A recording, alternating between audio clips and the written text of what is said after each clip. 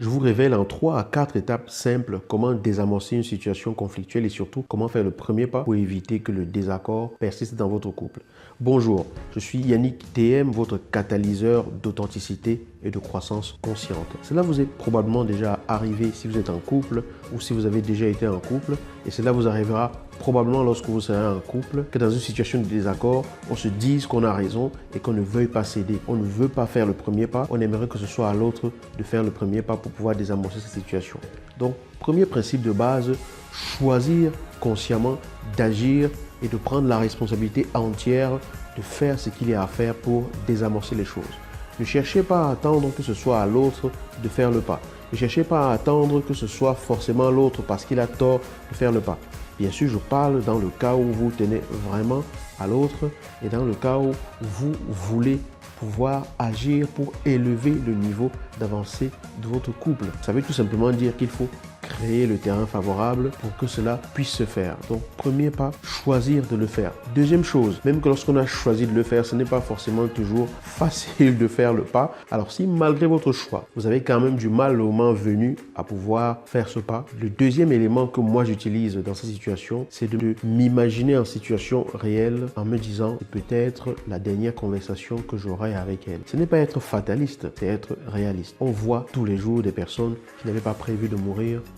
On voit tous les jours des personnes qui n'avaient pas prévu de quitter leur famille, les quitter. Pouvoir vivre sa vie et la savourer pleinement ne peut se faire que si on est conscient que cette vie est un cadeau, que le présent est véritablement un cadeau. C'est d'ailleurs pour ça qu'on l'appelle le présent. Vous voyez où je veux en venir? Présent égale cadeau. Pour pouvoir vraiment savourer pleinement cette vie, il faut avoir la conscience que on peut à tout moment passer de l'autre côté. Donc lorsque il y a une situation de ce genre et que je me dis oui j'ai raison et tout ça, que mon ego prend le dessus et veut forcément voilà, commander les choses et tout, je me dis ah mon ami, on redescend sur terre, pense que ça peut être la dernière fois que tu lui parles, sois fier d'avoir cette personne à tes côtés, sois fier d'avoir cette personne dans ta vie et réjouis-toi de pouvoir encore lui dire qu'elle compte pour toi. Et donc lorsque je me connecte à ce choix que j'ai fait, de toujours faire le pas et de prendre entière responsabilité et de ne pas laisser les choses traîner, et que je me suis connecté également au fait que ça peut se terminer n'importe quand, alors je redescends sur terre tout de suite. Je me calme tout de suite. Le troisième élément donc,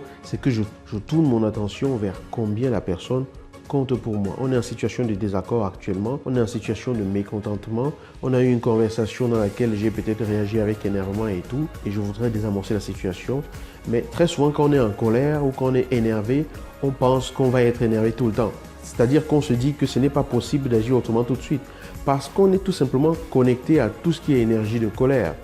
Tournez votre attention vers autre chose et vous vous déconnecterez progressivement et facilement avec le temps.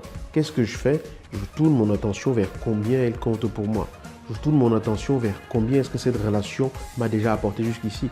Je tourne mon attention vers la richesse de tout ce que j'ai déjà vécu jusqu'ici. À ce moment-là, tout le reste ne va pas se dissiper, mais mon niveau vibratoire, ma connexion avec tout ce qui est énervement s'effiloche. Et du coup, je suis dans la disposition pour pouvoir ouvrir mon cœur et reconnaître l'erreur qui a été la mienne à ce moment-là et surtout faire table claire et rase de ce qui s'est passé, clarifier cela ensemble et prendre des décisions pour comment agir la prochaine fois si jamais ce genre de choses arrive parce que l'on tient l'un à l'autre. Voilà ce que je voulais vous révéler, ces 3 principes. Première chose, choisir de prendre la responsabilité de faire ce pas. Deuxième chose, c'est se reconnecter au sacré et au cadeau que la vie est et qui ne doit pas être gâché dans la dispersion d'énergie inutile.